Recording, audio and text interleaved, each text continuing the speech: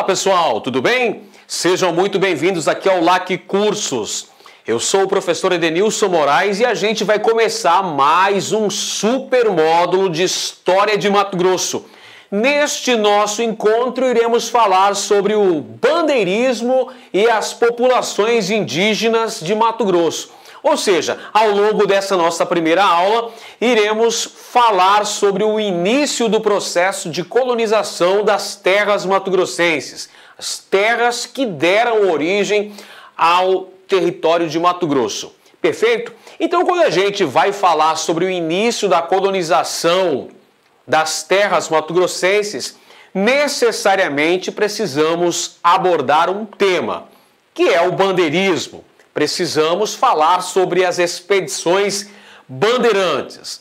As bandeiras eram expedições que partiam da capitania de São Vicente, que posteriormente deu origem à capitania de São Paulo, e adentravam o interior do território em busca de variadas formas de riqueza.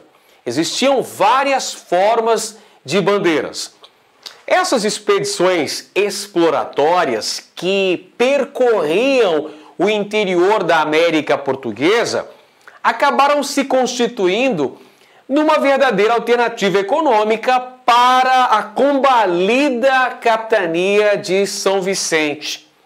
A capitania de São Vicente, senhores, enfrentava sérias dificuldades econômicas, estava com sua economia estagnada, uma vez que não conseguia concorrer com a produção açucareira das capitanias nordestinas, notadamente Pernambuco e Bahia.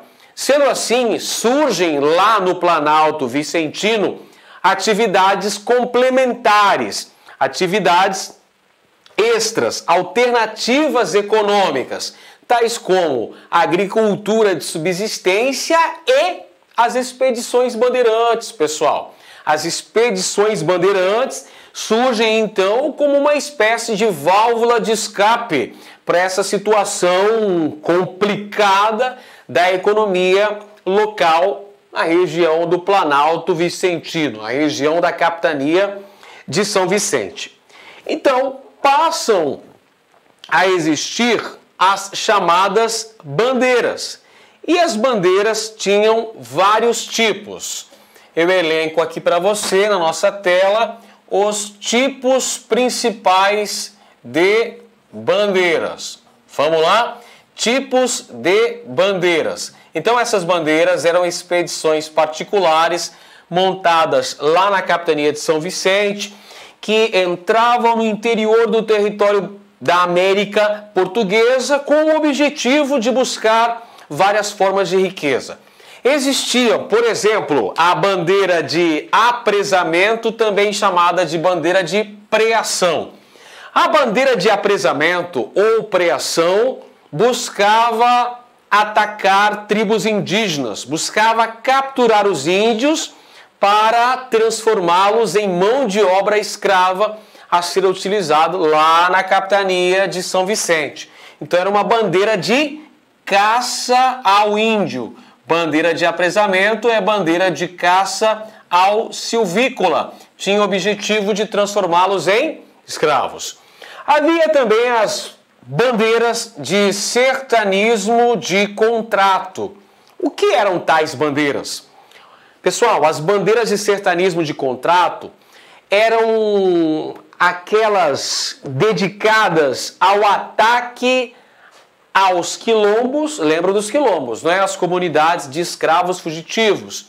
Pois é, as bandeiras também eram contratadas para destruir esses quilombos, esses núcleos de resistência escrava e também recapturar esses escravos fugitivos. Além disso, também os bandeirantes dessa modalidade, o sertanismo de contrato, também atacavam tribos indígenas que eram consideradas hostis ao avanço da colonização. Então, claro, esses bandeirantes também eram contratados por vezes para destruir povos indígenas. Tínhamos ainda as bandeiras de prospecção de metais preciosos, ou bandeira de mineração. Claro, as bandeiras que buscavam encontrar ouro, encontrar diamantes. E também havia as chamadas monções. Monções eram expedições comerciais que se valiam principalmente dos rios para fazer o intercâmbio comercial entre a capitania de São Paulo e o interior do território, leia-se, capitania de Mato Grosso, levando uma série de mercadorias. Perfeito? Então essas são as formas básicas de bandeiras. Vários tipos de bandeiras, como essa da imagem que a gente tem aqui, pessoal. Temos nesta imagem um exemplo típico da bandeira de preação. Você pode vislumbrar claramente na imagem bandeirantes levando uma família de indígenas transformados então em mão de obra compulsória, mão de obra escrava. Legal? Beleza então, pessoal. Show de bola. Vamos ver aqui no mapa para a gente ter uma noção mais clara de como eram as expedições bandeirantes. Vamos ilustrar no mapa. Portanto, as bandeiras eram expedições particulares que eram advindas da capitania de São Vicente, percorriam várias regiões do território da América Portuguesa e, costumeiramente, essas bandeiras ultrapassavam os limites estabelecidos pelo Tratado de Tordesilhas. Você se recorda muito bem que o Tratado de Tordesilhas, que foi firmado entre Portugal e Espanha lá no longínquo ano de 1494, dividia as terras descobertas e por descobrir entre essas duas coroas ibéricas. A porção leste do Tratado de Tordesilhas estava garantido aos portugueses. Por essa razão, os portugueses colonizaram parte do litoral brasileiro, uma boa parte do território do litoral brasileiro coube aos portugueses, de acordo com as cláusulas do Tratado de Tordesilhas. Ao passo que a porção a oeste de Tordesilhas coube à coroa espanhola. A Espanha tinha o direito da colonização das terras localizadas a oeste de Tordesilhas. Por que isso mudou? Olha, isso mudou, entre outras razões, pelo avanço da colonização para o oeste da linha demarcatória de Tordesilhas. E quem é que promoveu esse avanço para o oeste de Tordesilhas? Vários fatores, pessoal. Fortificações militares, a ação de missões jesuíticas, exploração de drogas do sertão, a pecuária e também os bandeirantes. A ação dos bandeirantes contribuiu para que essa parte do território que hoje pertence à região centro-oeste do Brasil fosse inserida na chamada América Portuguesa. Então você pode dizer claramente que um desdobramento das bandeiras foi, mesmo que sem querer querendo, a expansão do território da América Portuguesa. Expansão territorial. Muito bem, falando especificamente sobre as terras mato-grossenses, vamos mencionar aqui quais foram os primeiros expedicionários ligados à coroa portuguesa que vasculharam o território de Mato Grosso. Temos, por exemplo, Manuel de Campos Bicudo, primeiro bandeirante em terras mato-grossenses. Aqui chegou no final do século XVII. Aliás, o século XVII é considerado o período áureo, o apogeu das bandeiras. Final do século XVII, então, o primeiro bandeirante a atingir as terras mato-grossenses, que estava em busca da lendária Serra dos Martírios, foi Manuel de Campos Bicudo, que acabou fundando o Arraial de São Gonçalo Velho, nas imediações aí de onde hoje se encontra o bairro de São Gonçalo Beira-Rio. Perfeito? Arraial de São Gonçalo Velho, os bandeirantes costumavam plantar milho e deixar essas roças de mandioca, de milho, porque eles passavam constantemente por essas regiões e a sua alimentação era feita do que eles encontravam nessas regiões. Buscavam então fazer uma extração de produtos alimentícios nessas regiões. Portanto, era costumeiro essa ação dos bandeirantes de deixar roças de milho, roças de mandioca, nos trajetos por onde eles percorriam. Então esse Arraial de São Gonçalo Velho, que hoje é o bairro São Gonçalo Beira-Rio, a comunidade ribeirinha, né, de Cuiabá, surgiu nesse contexto aí com o bandeirante Manuel de Campos Bicudo. O filho de Manuel de Campos Bicudo, Antônio Pires de Campos, chegou em terras cuiabanas em 1718. Olha que interessante, pessoal, ele atingiu o rio Cochipó-Mirim. O objetivo dessa bandeira não era procurar ouro, hein? Não se engane, não. O bandeirante Antônio Pires de Campos atingiu a cabeceira do Cochipó-Mirim buscando prear os índios, buscando aprisionar os índios para levá-los como escravos para a capitania de São Vicente. Então o objetivo desta bandeira era capturar os índios Cochiponé. Nessa imagem aqui você pode ver o Arraial de São Gonçalo Velho, que foi fundado no final do século XVII ainda pelos bandeirantes. Um outro bandeirante que teve uma atuação importante nas terras mato-grossenses foi Pascoal Moreira Cabral, justamente o fundador de Cuiabá.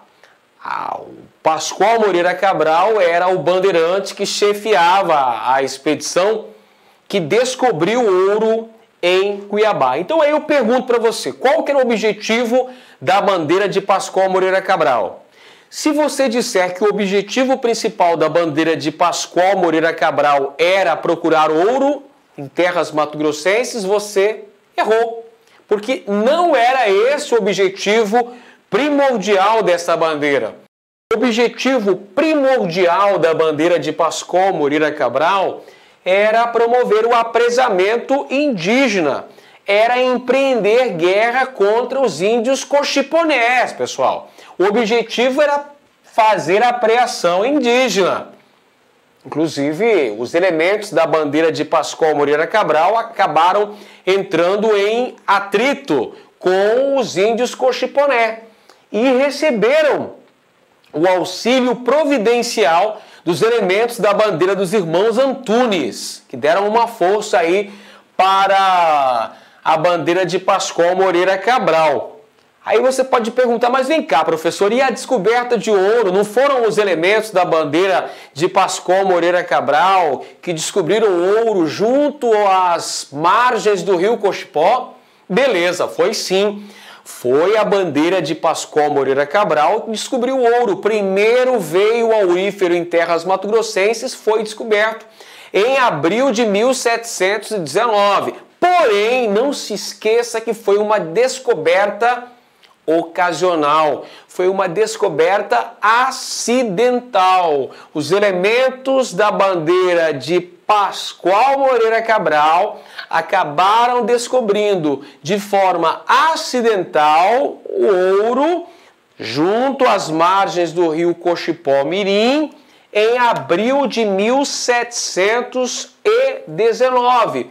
Fato este que acabou mudando completamente os interesses da bandeira. Os interesses da bandeira de Pascoal Moreira Cabral era, primeiramente, capturar indígenas para levar como escravos. Porém, a descoberta de ouro muda completamente os interesses econômicos desta bandeira. Surgindo daí o Arraial da Forquilha, na confluência dos rios Cochipó e Motuca. Portanto, aqui sim, o primeiro núcleo populacional formado em terras cuiabanas. O Arraial da Forquilha fundada por Pascoal Moreira Cabral. A imagem aqui, a tela do arquiteto Moacir de Freitas, a gente tem uma visão do que teria sido o Arraial da Forquilha, erigido por Pascoal Moreira Cabral, sob a proteção de Nossa Senhora de Penha de França, na confluência dos rios Cochipó e Mutuca. Bom, é claro que a descoberta ocasional de ouro em abril de 1719 trouxe uma série de desdobramentos, uma série de consequências importantíssimas para a região. Então a gente pode elencar como principais consequências das bandeiras o aumento do interesse dos paulistas e também dos portugueses sobre o território mato-grossense. A princípio, eles não sabiam da existência de ouro. Sabiam sim da existência de uma série de nações indígenas que habitavam esse território. Porém, em 1719, essa ideia muda. Por quê? Porque a partir daí começam os primeiros achados auríferos. A exemplo da lavra do Cochipó-Mirim, descoberta em abril de 1719. Claro que com isso aumentam também os conflitos envolvendo os colonizadores e os povos indígenas. Claro que vai haver muito atrito envolvendo esses interesses conflitantes. Os colonizadores que vão querer se estabelecer na região e vai ter a resistência de algumas nações indígenas. Temos também como consequência importante das bandeiras a fundação de Cuiabá, 1719, pela bandeira de Pascoal Moreira Cabral. Pouco depois tivemos a descoberta das Lavras do Sutil, que aconteceu em 1722. A descoberta das Lavras do Sutil na região do Córrego da Prainha, nas imediações de onde hoje se encontra a igreja de Nossa Senhora do Rosário, Capela de São Benedito. Lavras do Sutil, em referência ao dono da bandeira, que era o sorocabano Miguel Sutil. Então surgiu aí, com a descoberta das Lavras do Sutil, surgiu o Arraial do Cuiabá. A descoberta das Lavras do Sutil no córrego da Prainha faz surgir um novo núcleo populacional em terras cuiabanas. O Arraial do Cuiabá, que é o núcleo original da atual cidade de Cuiabá. E uma outra consequência ainda da descoberta de ouro, da exploração feita em terras cuiabanas, a elevação do Arraial à condição de Vila Real do Senhor Bom Jesus de Cuiabá. Fato este que aconteceu no ano da graça de 1727, inclusive contando com a presença em Cuiabá do governador de São Paulo, Dom Rodrigo Moreira César de Menezes. Legal. Agora, pessoal, vamos falar das populações nativas do território mato-grossense. Você percebeu que no início do século XVIII ocorre a efetiva colonização das terras cuiabanas e, por extensão, das terras mato-grossenses. Entretanto, é preciso sublinhar que esse território já era habitado por inúmeras nações indígenas. Essas populações nativas do território, habitantes primordiais das terras mato-grossenses, os índios, Caiapó, Guaicuru, Paiaguá, Porrudos.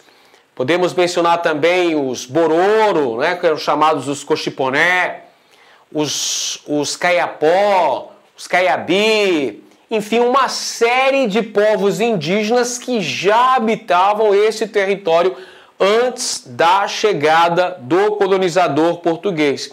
Claro que a chegada do colonizador, a chegada do Bandeirantes e depois a chegada das autoridades portuguesas mudou completamente o cotidiano dessas nações indígenas. Então a gente vai ter uma série de relações estabelecidas entre esses povos indígenas e os colonizadores. É importante você perceber que, geralmente, essas relações envolvendo os índios e os colonizadores foram assinaladas por uma constante violência. Claro, pessoal, os colonizadores vieram para conquistar o território. E se os índios representassem uma ameaça ao estabelecimento dessa exploração, é claro que os índios seriam combatidos. Portanto, a violência, o conflito, é uma marca indelével dessas relações envolvendo os povos colonizadores e os povos indígenas que já habitavam o território doravante chamado de Mato Grosso. Alguns povos indígenas acabaram sendo cooptados ao colonizador, ou seja, alguns povos indígenas estabeleceram relações de aliança com o colonizador. É importante perceber isso. Muitos povos indígenas resistiram, lutaram para tentar conservar suas terras e seu modo de vida. Outros povos indígenas acabaram estabelecendo alianças com o colonizador. Os índios aliados foram usados, por exemplo, na construção de fortes, fortalezas, de presídios, construção de abertura de estradas, na defesa da fronteira oeste da América Portuguesa e, inclusive, utilizados também em algumas atividades militares. Entretanto, a resistência indígena foi outro traço significativo da ação das populações, dos povos indígenas do território mato-grossense. Exemplos emblemáticos que podem ser mencionados. Anote aí no seu caderno. Os Paiaguá, os famosos Paiaguá, índios canoeiros. Os Paiaguá, índios canoeiros, provenientes da região do Pantanal mato-grossense, que faziam ataques às monções. Atacavam as monções. Você se lembra que as monções eram expedições comerciais que utilizavam-se basicamente dos caminhos fluviais. Os Paiaguá atacavam as monções no leito dos rios. Os Guaicuru, outro importante grupo indígena que resistiu bravamente ao avanço da colonização. Os Guaicuru se notabilizaram como índios cavaleiros. Montavam o nosso célebre cavalo pantaneiro e também atacaram o colonizador, promoviam saques contra os núcleos colonizadores.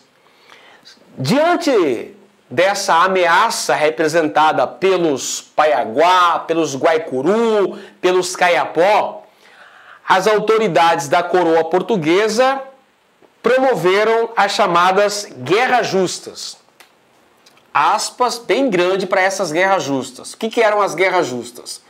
Era uma autorização da coroa portuguesa para que os colonizadores pudessem exterminar os grupos indígenas refratários a esse avanço da colonização. Então, por exemplo, os Paiaguá, os índios canoeiros, os Guaicuru, os índios cavaleiros, os Kayapó, que representavam uma ameaça à consolidação do processo colonizador, o que vai acontecer com eles? Eles vão ser dizimados, porque vão ser montadas expedições militares para atacar esses índios. Então esse é o resultado: dizimação indígena. Temos aqui na imagem os Guaicurus, exímios cavaleiros, na imagem de Debré, e os Paiaguá, os índios canoeiros, que atacavam as monções paulistas. Muito bem, então, pessoal. Agora vamos fixar o conteúdo que a gente estudou na aula de hoje sobre as expedições bandeirantes e as populações indígenas de Mato Grosso. Vamos conferir, então, algumas questões que já apareceram em concursos anteriores aqui em Mato Grosso. Essa aqui foi o concurso da Polícia Militar. Com a descoberta do ouro em terras mato-grossenses, no período colonial, foi necessário não apenas o emprego de mão de obra escrava para sua extração, como também a montagem do respectivo aparato fiscalizador responsável pelo controle desta importante atividade econômica. Com relação ao tema, assinale a alternativa incorreta. Então vamos lá, vamos assinalar aqui algumas coisas importantes. Então, descoberta de ouro, então você sabe que é mineração, século XVIII, terras mato-grossenses, período colonial, é outra palavra-chave. Mão de obra escrava, utilização de mão de obra escrava na região, extração de ouro e também aparato fiscalizador, responsável pelo controle dessa atividade. Então, olha só, gente. Essa questão fala sobre mineração no período colonial em Mato Grosso, fala também sobre a utilização de mão de obra escrava e também sobre a cobrança de impostos, a tributação sobre a região mineradora. E vamos lembrar também que essa questão está procurando a alternativa o quê? Incorreta. Beleza, então vejamos aí, pessoal, o que diz? Alternativa A. Durante o período colonial, foram utilizados na extração aurífera tanto indígenas como negros africanos. Vamos analisar essa alternativa aqui, olha só. Diz que em terras mato-grossenses, a mão de obra escrava foi tanto africana quanto indígena. Essa afirmação está correta, sim. Ocorreu a utilização de mão de obra escrava africana e também de mão de obra escrava indígena em terras mato-grossenses. Alternativa B. O emprego de indígenas foi descartado em função de sua menor resistência às condições de trabalho.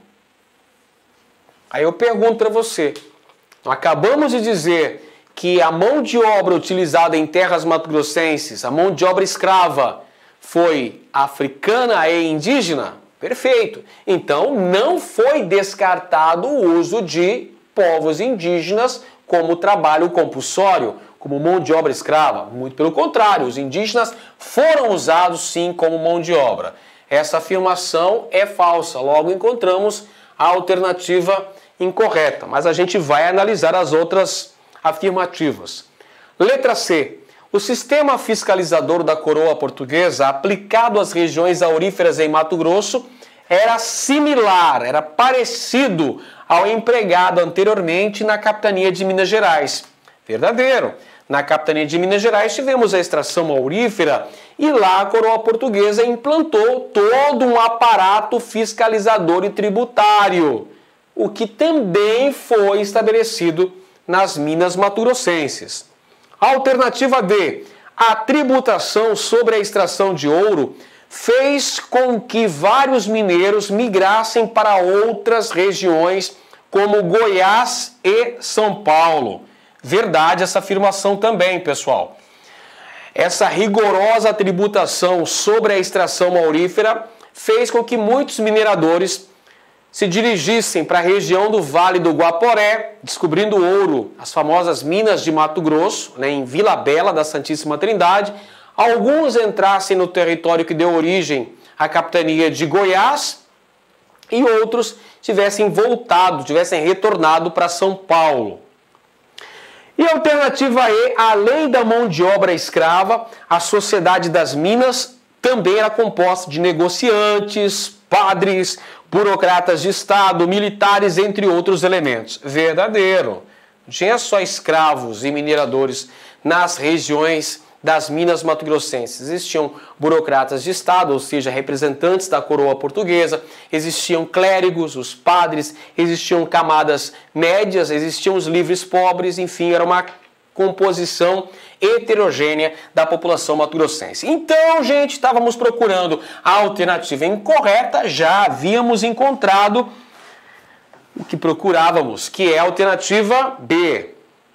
Legal, vamos fazer mais uma questão para a gente fechar com chave de ouro essa nossa aula de hoje.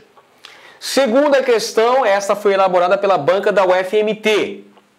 Olha só o enunciado, o que diz. Com a chegada dos bandeirantes a Mato Grosso a partir do início do século XVIII, as populações indígenas foram praticamente exterminadas. Mas, apesar da violência da conquista territorial, a resistência indígena sempre existiu, podendo ser identificada. Olha só, pessoal, olha só essa questão aí, moçada. Está falando sobre a conquista territorial em Mato Grosso, promovida pelos bandeirantes desde o início do século XVIII, e fala também sobre a reação dessas populações indígenas. Fala que esse contato dos bandeirantes com os povos indígenas foi assinalado por violência. A violência caracterizou esse processo de conquista territorial. Entretanto, assinala também que a resistência, olha um traço importante, a resistência indígena sempre existiu. Vamos procurar então uma alternativa que aponte um exemplo claro dessa resistência indígena ao avanço da colonização. Letra A. Pela organização de quilombos na região de Vila Bela, onde preservaram costumes e tradições. Bom, essa afirmação a gente tem que analisar. Existiram quilombos na região de Vila Bela, que foi a primeira capital de Mato Grosso? Sim, existiam. O emblemático quilombo do Piolho ou Quariterê. Existiam povos indígenas nos quilombos? Sim, existiam indígenas nos quilombos. No entretanto, a gente precisa analisar que quilombo era um refúgio estabelecido, erigido por fugitivos do sistema escravista, notadamente os escravos africanos. Perfeito? Então a afirmação não é a que nós procuramos. Alternativa B. Pela aculturação e acordos com os padres jesuítas e de outras ordens religiosas nas missões religiosas. Ora, não é essa uma alternativa de resistência indígena diante da colonização, diante do avanço dessa presença do branco em terras mato-grossenses no século XVIII. Letra C, pela preservação dos costumes no processo de coabitação e casamentos que garantiam a mestiçagem entre brancos e índias. Ora, essa foi uma ação que realmente existiu, mas não podemos colocar isso aqui como um ato de resistência dos povos indígenas ao avanço da colonização. Podemos até entender como uma certa resistência do ponto de vista de uma certa preservação de suas tradições, mas não de resistência de tentar manter o controle sobre um certo território. Aí não serve, pessoal. Pela união das tribos mato-grossenses contra a criação da Capitania de Mato Grosso. Olha, a Capitania de Mato Grosso foi criada em 1748 por determinação do rei de Portugal. Gente, nesse contexto não houve uma união de nações indígenas mato-grossenses para impedir a consolidação de tal fato. Não é verdadeira essa afirmação. Até porque você tem que lembrar que existiam também atritos entre os próprios povos indígenas. Entre essas comunidades indígenas havia sim conflitos latentes. Letra E, por lutas e enfrentamentos diversos, como o ataque às monções, que eram promovidas pelos índios Paiaguá, os índios canoeiros.